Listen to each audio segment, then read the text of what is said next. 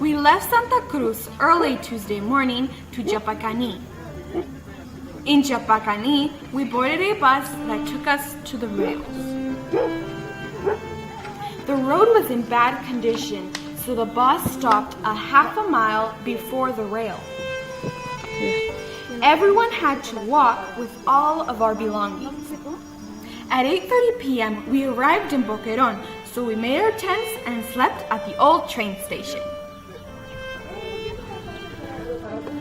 On Wednesday, while waiting for motorcycles to come and take us to the community Esperanza, we gave the local kids crafts for them to enjoy. The children of Esperanza gave the kids on our team a ride on the pond. This was our kitchen area. Our cooks, Reina and Ruth, did a great job. Thanks to this horse who walked more than 12.5 miles, most of our belongings arrived. They left Boquerón at 9:30 a.m. and arrived at 4:30 p.m. in the afternoon, so the rest of our things came by motorcycle. We spent the night in Esperanza with plans to depart for Orinoca the next day, which was our last destination. Bright and early on Thursday morning, most of our team left Esperanza by motorcycle. However, Guaili and his family, with Mirta and David, were left without transportation. Mirta and Guaili began walking to Orinoca, which was 9 miles away, but thankfully, they were picked up halfway there. Meanwhile, Lizzie, Jeje, Siba, and David stayed behind singing and telling the kids stories about Jesus. Upon arriving in Orinoca, the men began working to clear the ground for a frontier evangelism training center.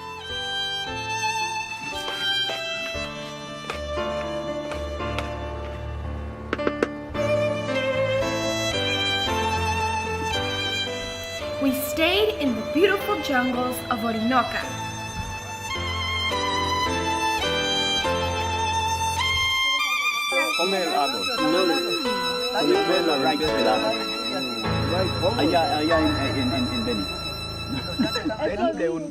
From this little shallow pond, we collected water for cooking and showering. On Friday morning, we started sending back all our things to Esperanza. The men doing community service.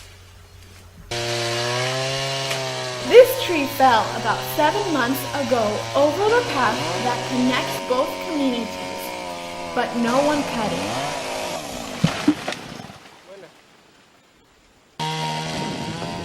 Everyone did a great job helping these poor and isolated communities.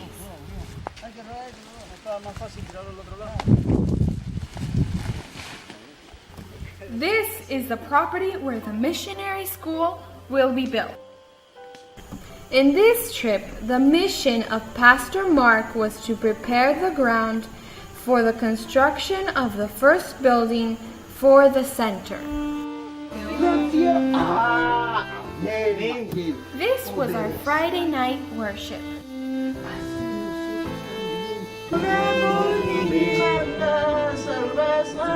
On Saturday, we held church service with the community accompanied by a song in their language, Quechua.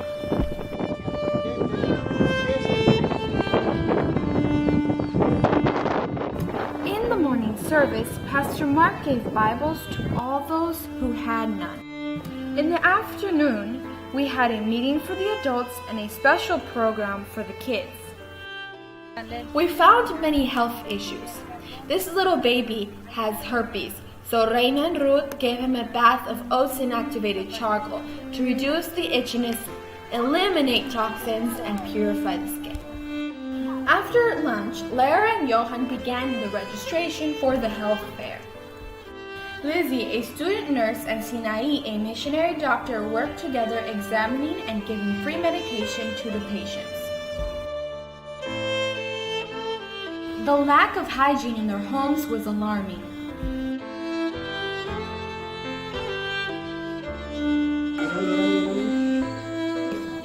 David the dentist examined many patients. On Sunday morning, we returned to Boquerón. The leaders there thanked us for our free medical care given to their communities. We held another health fair for the people of Boquerón.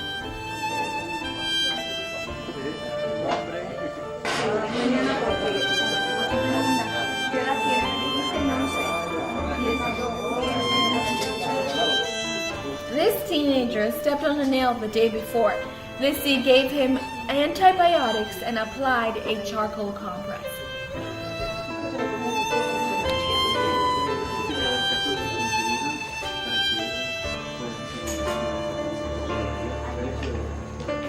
Reina and Ruth, also missionary doctors, taught about nutrition and the 8 laws of health. Reina gave away some baby clothes we received as a donation. The men were in charge of cooking supper. It's self-service. No. Yeah.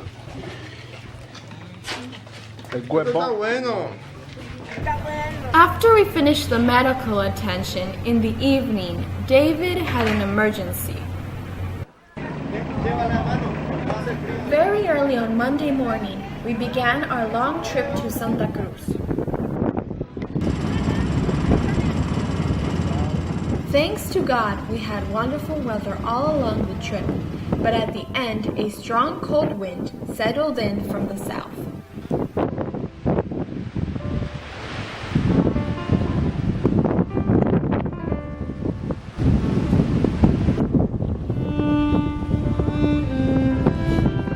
After traveling for an hour on the railroad platform, we came to the river Chapacani.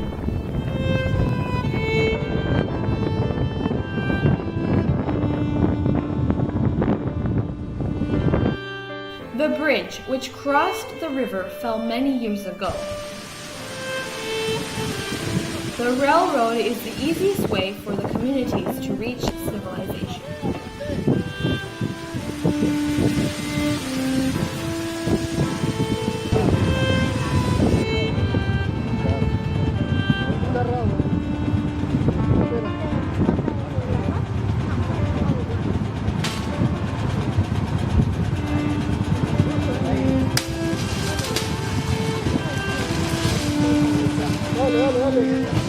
After crossing the river, we continued on the rails for another 24 miles until reaching a small town where we boarded 2 minivans that took us to Chapacani to then continue our journey home in Santa Cruz.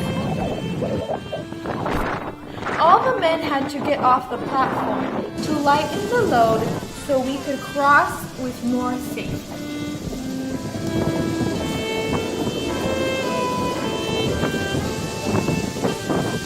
We thank God for His protection during this trip and for giving us the opportunity to help so many people.